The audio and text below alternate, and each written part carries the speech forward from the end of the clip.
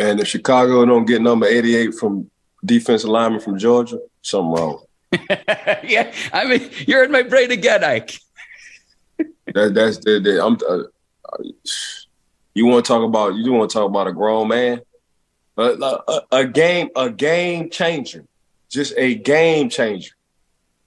If Chicago don't get that young man 88 from the Georgia Bulldogs, that defense, I'm not even gonna call him a defensive tackle.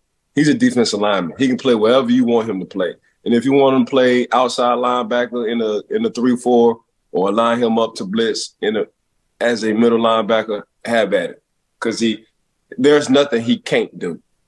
But that's going to be my biggest offseason takeaway for the draft if the Chicago Bears don't get number 88.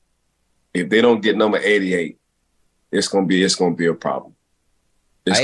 I am with you. I'd be fine if the Bears drafted him number 1 overall and didn't trade back. If they can get value, trade that pick to a team that needs one of these stud quarterbacks, trade back to the pick to what you could get to still draft Carter and dominate the line of scrimmage for the next decade plus. Cool.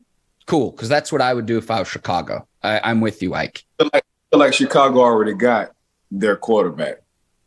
With Fields, but they have to, I mean, the Bears need a lot, but when you talk about only 20 sacks for the entire season, the defense was abysmal once they traded away Robert Quinn and my linebacker, Roquan Smith.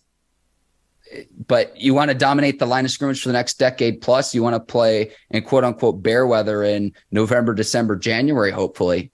And what have you had success with your franchise? It's stud defense and it's running the ball. The Bears have been looking for a quarterback for forever. They might have one in Justin Fields, but to me, it's a no-brainer, Ike, too, because if you go with Will Anderson from Alabama, and he's a stud prospect too, Ike, I really like him, but he's not going to matter on the edge if your interior is not stout. Mark, hey, you just said it. Mark, 88 from Georgia. He's the game changer. You get 88 from Georgia, Mark, you and I can start calling defensive calls for the Chicago Bears.